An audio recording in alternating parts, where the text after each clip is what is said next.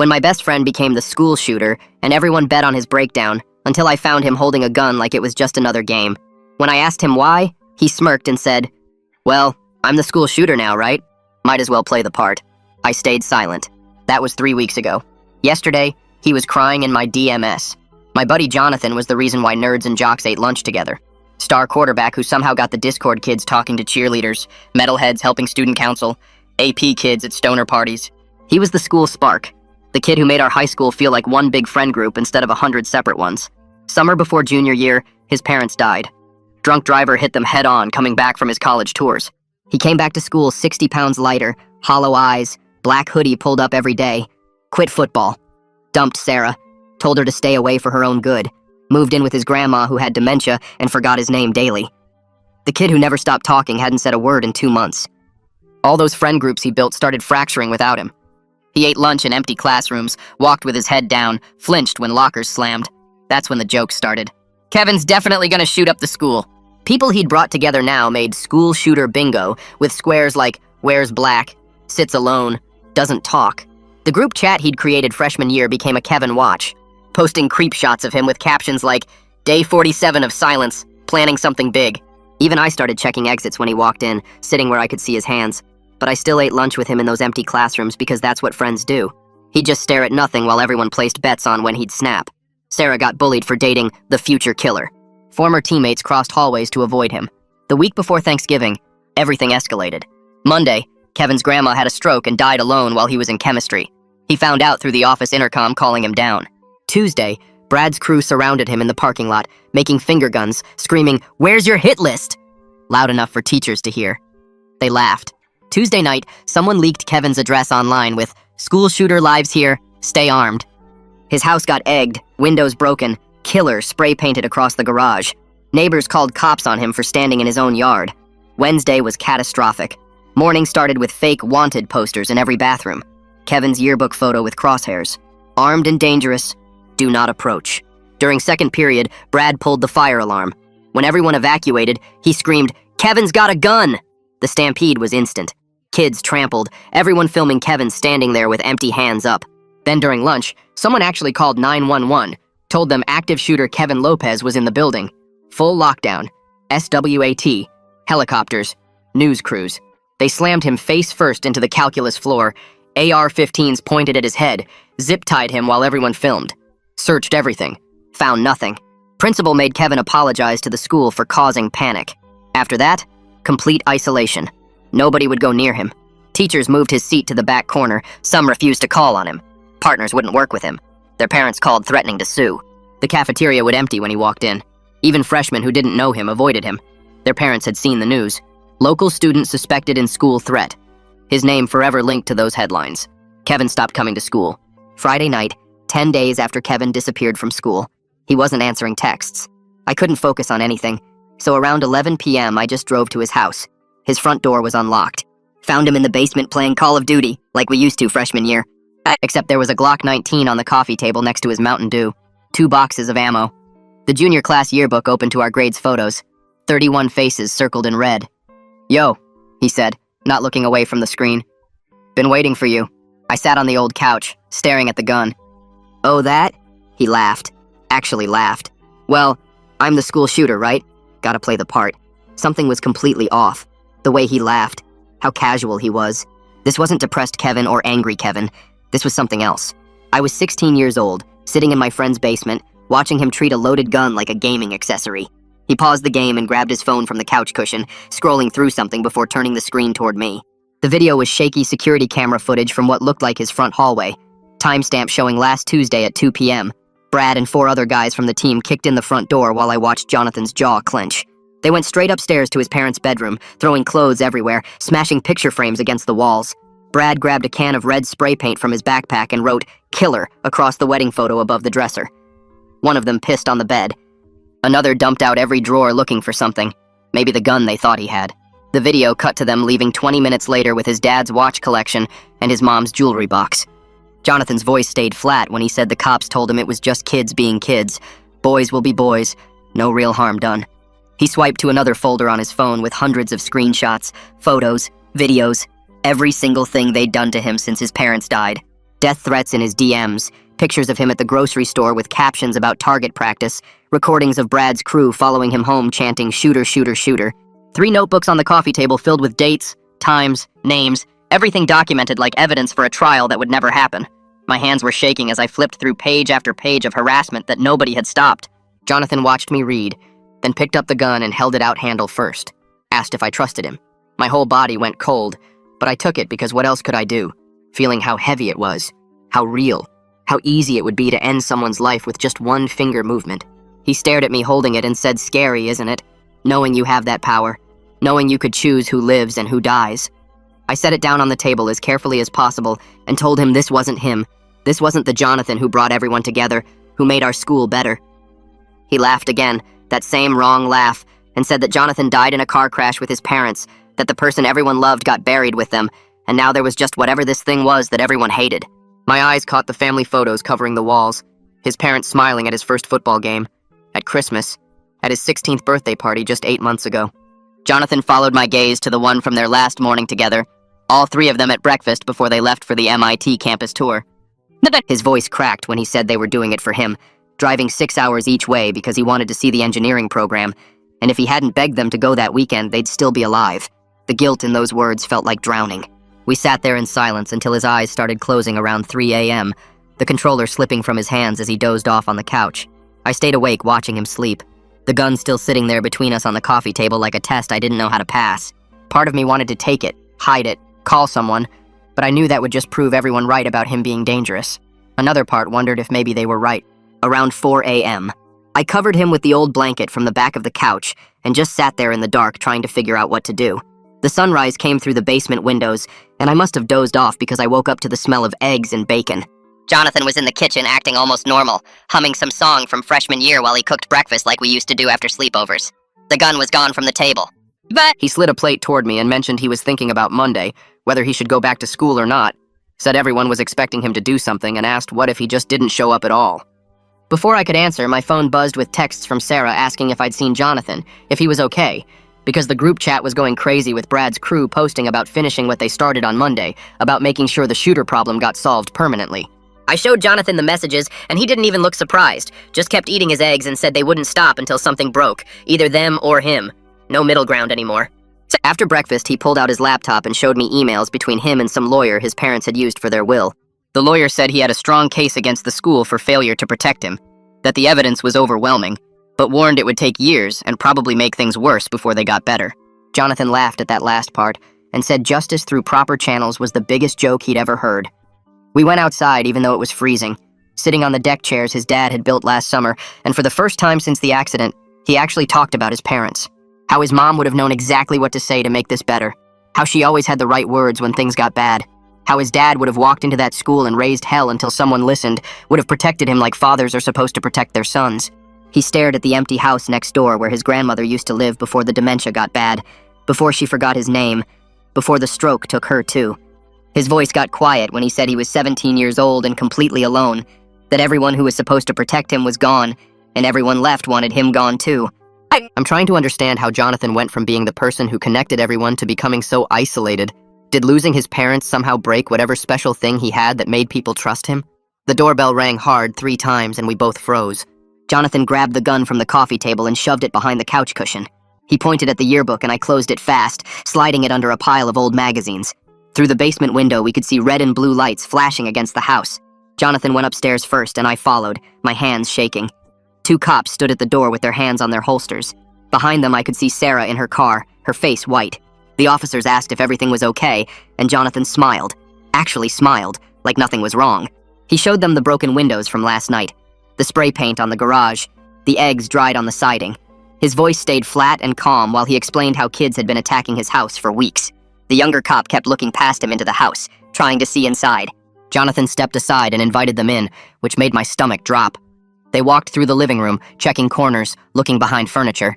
Jonathan followed them around, pointing out more damage. A brick someone threw through the kitchen window, threatening notes shoved under the door. The officers asked about weapons, and Jonathan shook his head, said he didn't feel safe having guns around when he was this stressed. I had to look away because the lie came out so smooth. A black sedan pulled up and Detective Thompson got out, tall guy with gray hair. He nodded at the patrol officers and walked straight to Jonathan. Said this was the 4th time he'd been called to this address in 2 weeks. But something about him was different from the other cops. He actually looked at the damage, took pictures of the spray paint, picked up one of the bricks with gloves on. He asked Jonathan to tell him everything from the beginning. While Jonathan talked, the detective wrote in a small notebook, asking real questions, not just going through the motions. After 20 minutes, the patrol officers left, but the detective stayed. He walked around the house again, this time looking at angles, checking sightlines from the street. Sarah came to the door, and the detective let her in. She ran to Jonathan and hugged him, crying into his shoulder. Jonathan just stood there with his arms at his sides. The detective watched them for a moment, then said he'd be in touch. After his car pulled away, Jonathan stepped back from Sarah. He thanked us for stopping him, said he almost gave them what they wanted, almost proved them right, but his voice was empty, like he was reading lines from a script.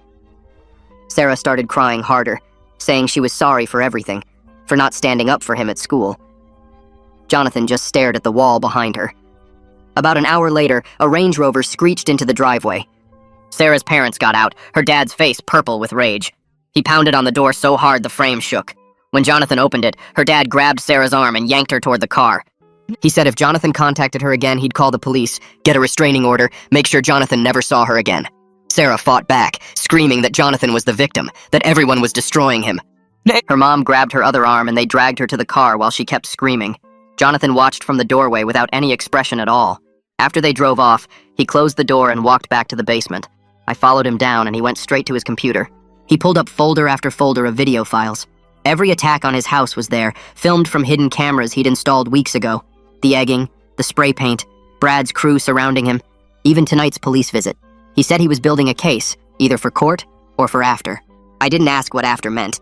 He showed me timestamps, dates, faces clearly visible in the footage.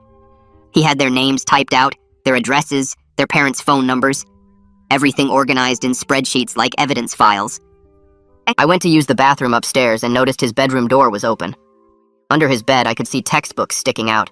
When I pulled them out, they were chemistry books, advanced stuff about reactions and compounds. There was a notebook filled with formulas, diagrams of molecular structures. I shoved them back, but my hands were shaking worse now. Jonathan called up asking if I wanted pizza, and I said sure, trying to sound normal. Sunday morning came and we were still in the basement. We ordered Domino's and put on Netflix, pretending everything was fine, but I kept looking at where the gun was hidden behind the cushion. Jonathan caught me looking and said I was scared of him now too. Said that was good. Maybe I'd survive this.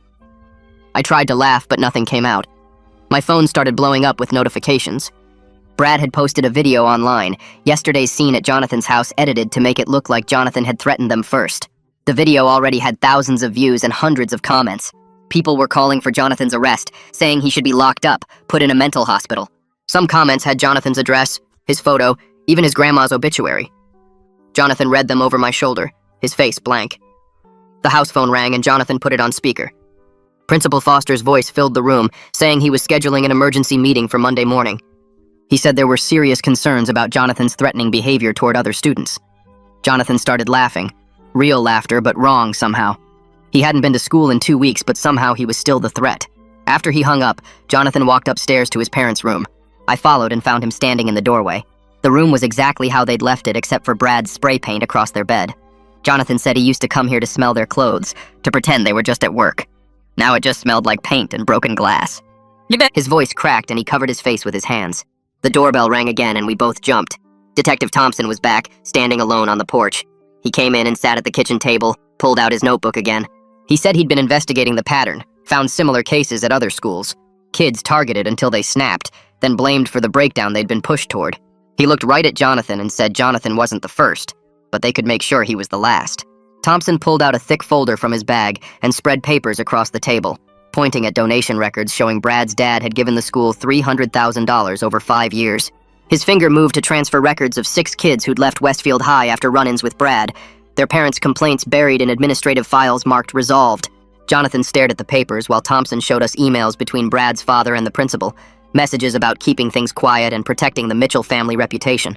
I felt sick looking at photos of other kids Brad had targeted, their faces hollow like Jonathan's was now, reading their parents' desperate letters that went nowhere. Thompson explained how Brad picked vulnerable kids, ones already dealing with problems, making them easier to break and harder to believe.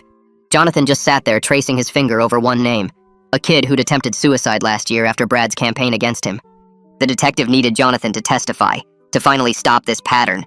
but Jonathan wouldn't even look up from the papers. I realized this went deeper than just bullying when Thompson showed us psychiatric evaluations from 3 former students, all diagnosed with PTSD after their time at Westfield. Jonathan finally spoke, saying justice wouldn't bring his parents back or fix what he'd become. Sunday afternoon, the doorbell rang, and Coach Harrison stood there holding a box of old game tapes, his face looking older than I'd ever seen it.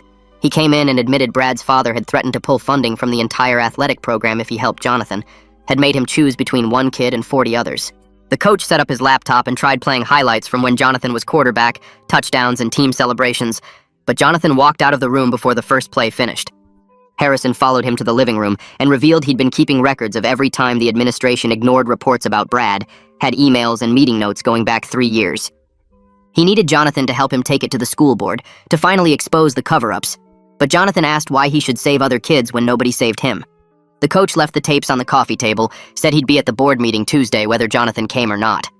I found Jonathan later in his grandmother's old room, sitting on her bed holding orange prescription bottles, counting pills she'd saved over months of cancer treatment. He said she'd been saving them for when the pain got too bad, except she died before she needed them, and now here they were. The way he held those bottles, turning them over in his hands, made my stomach drop because I knew what he was thinking without him saying it. I grabbed the pills, but he didn't fight me, just sat there staring at where they'd been in his hands. That evening, Sarah showed up even though her parents had forbidden her from coming near Jonathan's house, carrying a backpack full of printed screenshots and USB drives. She'd been collecting evidence for weeks, recordings of Brad bragging about driving Jonathan crazy, witness statements from kids too scared to speak up publicly, photos of the vandalism and harassment. She spread everything on the kitchen table, begging Jonathan to fight back the right way, through the system, to let the evidence speak instead of violence. So Jonathan had cameras recording everything his whole time? The way he organized all that evidence in spreadsheets makes me wonder if he planned to get pushed this far, or if he just started preparing when things got bad. Jonathan listened, then went to his room and came back with 3 binders, each one labeled with dates going back 6 months. Inside were his own records, every incident documented with times and witnesses, copies of reports he'd filed with police and school counselors, recordings of Brad's threats, photos of injuries, even security footage he'd somehow gotten from local businesses. He showed us responses from authorities, form letters saying they'd investigate, case closed stamps on reports, emails from the principal suggesting Jonathan consider transferring schools for his own well-being. Sarah started crying, looking at how thorough he'd been, how hard he'd tried to do things right before everything fell apart.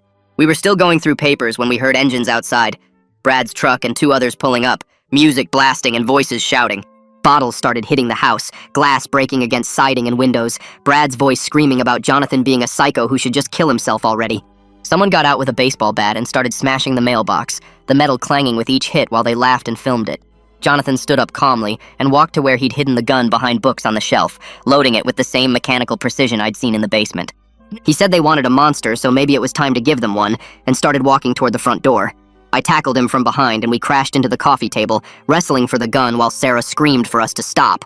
The gun went off, the bullet punching through the ceiling and sending plaster raining down, the sound so loud it made my ears ring. Outside, Brad's crew went silent for a second, then tires squealed as they sped away, not knowing they'd almost died, thinking it was just another night of fun. Jonathan went limp under me, like the gunshot had broken whatever spell he was under, and we just lay there breathing hard with Sarah crying above us. Within 3 minutes, Detective Thompson was at the door, and I realized he'd been watching the house the whole time, waiting outside in an unmarked car. He took the gun as evidence, bagged it carefully while checking the ceiling damage, then said it was self-defense given the documented pattern of harassment. But we all knew how close it had come, how different this night could have ended. And Thompson's hands shook slightly as he sealed the evidence bag. Nobody slept that night. Not me. Not Sarah, who'd shown up crying after seeing the videos online. Not Jonathan, who just sat there staring at his hands while Detective Thompson took statements and photos of everything. By dawn, we were zombies in Jonathan's kitchen, empty coffee cups everywhere. Sarah's mascara streaked down her face, Jonathan looking smaller than I'd ever seen him, like all the fight had leaked out through that bullet hole in his ceiling. Monday morning came and Jonathan said he wasn't going to school, said it quiet like he was asking permission, and Sarah and I called in sick without even discussing it because there was no way we were leaving him alone. We sat around his kitchen table, trying to figure out what to do next when Jonathan's phone rang, and it was the school's automated system saying they were on lockdown. Then Principal Foster's voice came on saying they'd found a hit list in Jonathan's locker and parents were already gathering in the parking lot demanding his arrest. Jonathan hadn't used that locker in 3 weeks, not since the SWAT thing, and I watched his face go completely blank as he realized someone had planted it there.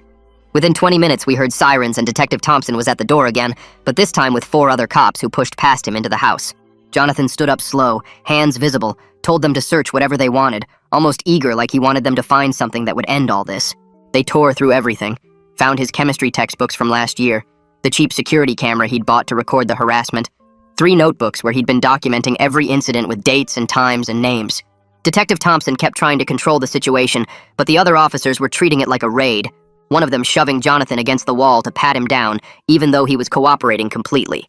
Sarah pulled out her phone and started live streaming on Instagram, narrating how Jonathan was being targeted, how the evidence was obviously planted, and within minutes, hundreds of comments were pouring in. I watched over her shoulder as kids from our school called him a monster, said they always knew he was dangerous, that he should be locked up forever.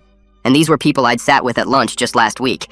Then one officer found Jonathan's observation notebook, the one where he'd been writing down who said what about him, trying to track the patterns of harassment, and immediately called it a kill list, even though Jonathan kept explaining it was documentation for his own protection. They cuffed him right there in his living room, arrested him for making terroristic threats, and Jonathan didn't even resist, just looked at me with these dead eyes as they read him his rights. Sarah and I followed them to the station in my car, her still streaming everything until her phone died, both of us watching them process Jonathan like he was already convicted. They fingerprinted him, took his mugshot, strip-searched him, put him in Orange County jail clothes, and through the glass doors I could hear 2 officers talking about how they'd stopped another school shooting just in time. Coach showed up with a lawyer he'd hired Houston. His retirement savings, this woman in a wrinkled suit who immediately started fighting the charges, pointing out the timeline didn't match, that Jonathan couldn't have put anything in a locker he hadn't opened in weeks. But the desk sergeant just shrugged and said that was for the courts to decide. Jonathan's arrest was already trending on Twitter. Someone had leaked his mugshot, and the headline was, "Local teen arrested for school shooting plot." They let me see him for 5 minutes in the holding area, and through the bars, Jonathan looked almost peaceful, like a weight had been lifted off him. "It's over," he said, not even looking at me. "One way or another, it's finally over." That's when I realized he might not even fight the charges, might see jail as the only escape from what his life had become. Sarah's parents showed up around 6 that evening, but not to help. They came to file a restraining order against Jonathan, saying he was a danger to their daughter. Sarah completely lost it, screaming at them in the middle of the police station about abandoning someone who needed help, about being cowards, about how they were part of the problem. And other parents there for different reasons started recognizing her from the live stream, whispering and pointing. Then Brad's father walked in with the school board president, both of them in suits like they'd come from some emergency meeting, demanding to speak to whoever was in charge about pressing maximum charges. They had a folder full of screenshots from social media, the photo of the gun from last night, printouts of T. He hit list from the locker and kept using words like clear and present danger and preventable tragedy, while Detective Thompson tried to argue that the evidence didn't add up. But he was just one detective and they had the principal, the superintendent, and half the school board on their side. Jonathan's lawyer pulled out his laptop and connected it to the conference room screen, showing grainy black and white footage from Sunday night at 2:47 a.m. Everyone watched Jake Matthews, Brad's best friend since middle school. Jimmy opened Jonathan's old locker with a crowbar and shoved papers inside before spraying something on the metal and slamming it shut.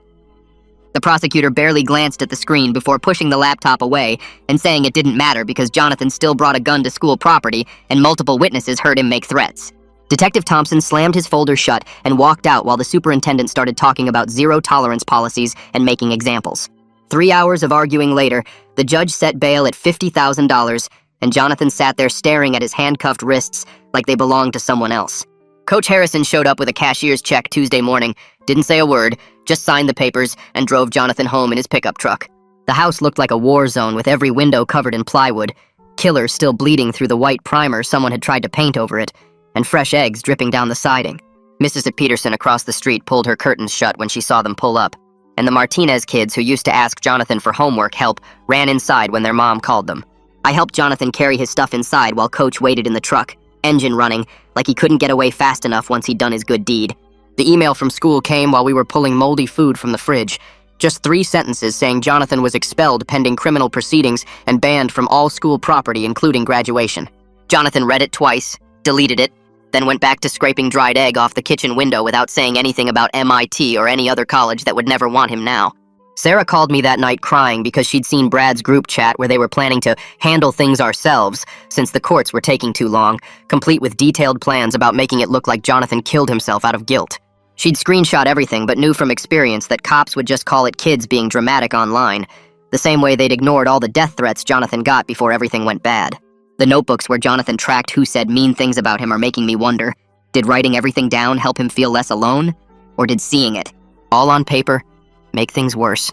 Wednesday morning, Jonathan started boxing up his parents' stuff to sell, pulling his dad's engineering books off shelves, wrapping his mom's ceramic collection in newspaper, each piece another memory of the family dinners and movie nights that would never happen again. I helped him load boxes without talking, because what was there to say when he was selling his whole life to pay lawyers who probably couldn't save him anyway? Detective Thompson showed up Thursday afternoon with his badge and gun in a cardboard box. Said Brad's father filed a complaint about bias and got him removed from the case, and the new detective from the state already decided Jonathan was guilty and should be tried as an adult. Thompson sat on the porch steps and warned us off the record that they were going to destroy Jonathan to send a message about school violence, make him the poster child for zero tolerance whether he deserved it or not. Friday, the lawyer met with Pro, Secutors who acknowledged the hundreds of pages documenting Jonathan's harassment but said it didn't excuse his escalation, then offered a plea deal where Jonathan would admit guilt, get 5 years probation, mandatory psychiatric treatment, and be labeled a violent offender for the rest of his life. Jonathan signed the papers to sell the house that afternoon, then sat in his empty childhood bedroom staring at the ceiling while I played video games on my phone because being there was all I could do. Tuesday night, everything exploded when Brad showed up with 10 other guys carrying baseball bats and crowbars, surrounding the house and screaming for Jonathan to come out and face them like a man. Jonathan walked to the living room window and just stood there, visible through the broken blinds, not moving or reacting while they smashed the mailbox and started throwing rocks at the plywood covering the windows. I called 911 while Sarah went live on Instagram, streaming Brad swinging his bat at the front door, trying to break it down while his friends cheered and thousands of viewers started commenting about what they were watching. Jonathan stayed perfectly still at the window, hands at his sides, making no aggressive moves even when a rock broke through the plywood and glass showered around him. The comments on Sarah's stream started shifting from calling Jonathan a killer to asking why nobody was stopping Brad, why the cops weren't there yet, why Jonathan wasn't even trying to defend himself. When the police finally arrived, they arrested Brad's whole crew, but also cuffed Jonathan for instigating by standing at his window where they could see him, and Sarah kept streaming as they dragged him to a separate car while Brad got helped into the ambulance for his injured hand. The double standard was so obvious that #justice for Jonathan started trending within an hour, thousands of people finally seeing what we'd been trying to tell them all along about who the real victim was. Within 2 hours, news vans started showing up at Jonathan's house and mine too. Reporters knocking on doors asking for interviews about the viral video that was now everywhere. My phone wouldn't stop buzzing with notifications as #justice. For Jonathan hit 1 million mentions and other kids from across the country started sharing their own stories about being labeled potential shooters just for being quiet or wearing black or sitting alone. Jonathan got released from custody around midnight, but refused to talk to any of the reporters camped outside the police station. Just walked past them with his head down while they shouted questions about how it felt to be wrongly accused. The next morning, he texted me that he wasn't doing any interviews because he didn't want to be anyone's poster child for bullying or become some kind of symbol when all he'd ever wanted was to finish high school and go to college like a normal person. By Wednesday, the school board had called an emergency meeting about the harassment allegations, and the auditorium was packed with angry parents, some demanding Brad be expelled while others still insisted Jonathan was dangerous and shouldn't be allowed back in school. Sarah stood up and played the recordings she'd been making for weeks on her phone, Brad's voice echoing through the speakers calling Jonathan a killer, planning the fake 911 call, laughing about how they'd get him arrested or maybe even shot by cops. The room exploded with parents yelling at each other, someone's dad shoving Brad's father when he called Sarah a liar, security guards rushing in to break up 3 different fights while the school board members just sat there looking terrified. Brad's father grabbed the microphone and threatened to sue everyone in the room for defamation, the school for allowing the harassment, Jonathan for emotional distress to his son, even Sarah for illegal recording. But then 4 other kids stood up and started telling their own stories about Brad targeting them over the years. One freshman showed texts where Brad threatened to spread fake nudes of her. Another kid had videos of Brad's crew jumping him behind the gym. A special needs student's mom read emails about Brad mocking her son's stutter until he stopped coming to school. Principal Foster stood up, said he was resigning effective immediately, and walked out while parents were still screaming at each other about lawsuits and criminal charges. 2 days later, the prosecutor dropped all charges against Jonathan, but the damage was already done because every college that had been interested in him had withdrawn their offers after seeing his name connected to school shooting threats in the news. Jonathan just shrugged when he told me, said he won the case but lost everything anyway since his parents were still dead. His grandma was gone. His reputation was ruined forever no matter what any court decided. That weekend, I noticed he'd started giving stuff away. Handed me his dad's watch, saying I should have it since I'd been the only real friend through everything. Gave Sarah his mom's jewelry box even though she tried to refuse it. He seemed weirdly calm for the first time in months. Kept saying he was just simplifying his life, getting rid of things he didn't need anymore. But Sarah and I kept looking at each other because something felt really wrong about how peaceful he suddenly was. Monday morning, Brad got arrested at school in front of everyone for conspiracy to commit harassment, making terroristic threats, and felony vandalism for the damage to Jonathan's house. His dad's money and lawyers couldn't stop it this time. Jonathan didn't even smile when I told him, just said Brad would get community service or maybe probation at worst. His life would keep going while Jonathan's was already over no matter what happened in court.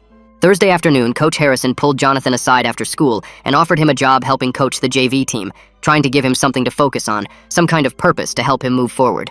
Jonathan showed up to one practice, but I watched parents literally grab their kids and pull them away when they saw him. Heard them whispering about him being the kid with the gun from the news. Saw how the players kept glancing at him with fear, even though he was just holding a clipboard. He left without telling anyone. Just walked off the field and texted Coach later that he understood why it wouldn't work out. That night, Sarah came to his house and told him she loved him, had always loved him, didn't care what anyone thought or said about him, wanted to be with him no matter what. Jonathan told her that was exactly why he couldn't be with her. Wouldn't drag her down into the mess his life had become. Said she had a future ahead of her while he was just trying to survive each day without completely falling apart. Detective Thompson wasn't even on the case anymore, but he called me privately the next morning. Said he'd seen this pattern too many times before, and Jonathan needed psychiatric help immediately. Not because he was violent, but because he was showing every sign of being suicidal.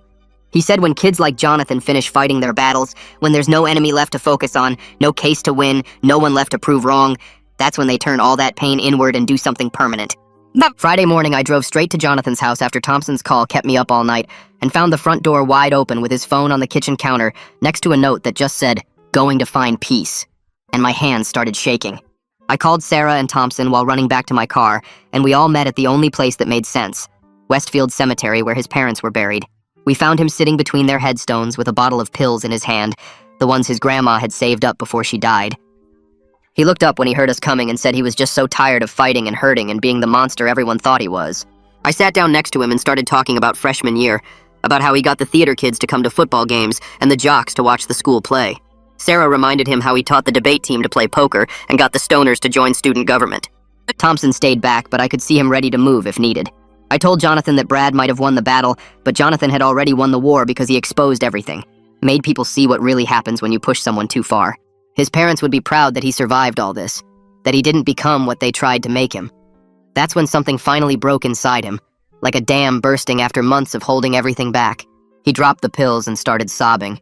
Real ugly crying like I'd never seen from anyone, his whole body shaking as months of grief poured out. Sarah and I held him while he cried about his parents, his grandma, how he couldn't remember what his mom's laugh sounded like anymore. How did Thompson know exactly what was happening with Jonathan when he wasn't even on the case anymore? The way he recognized that pattern about kids turning pain inward after winning their battles is really specific. We sat there for 4 hours as he talked about everything he'd been holding inside, how he didn't know who he was without them, how the house still smelled like his dad's cologne. Thompson eventually called for help, and Jonathan went voluntarily, no cops or drama, just a quiet ride to Riverside Psychiatric. 2 weeks later, when I visited him there, he'd gained 15 pounds back and actually smiled when he saw me. Sarah came every day after school and even brought his old guitar, which he started playing again. The hollow look in his eyes was fading, replaced by something tired but determined. Brad's trial started 3 weeks after that, and Jonathan testified through video link from the facility, calmly describing every single thing Brad had done. Brad's lawyer tried to make Jonathan look dangerous, but the prosecutor had all our videos, all the evidence, and the jury saw exactly what happened. Other kids testified about Brad's harassment campaigns, how he'd pick targets and destroy them for fun. Teachers admitted they saw the bullying but thought it was just boys being boys until it got dangerous. The school board got sued by 4 different families, and suddenly everyone wanted to fix things.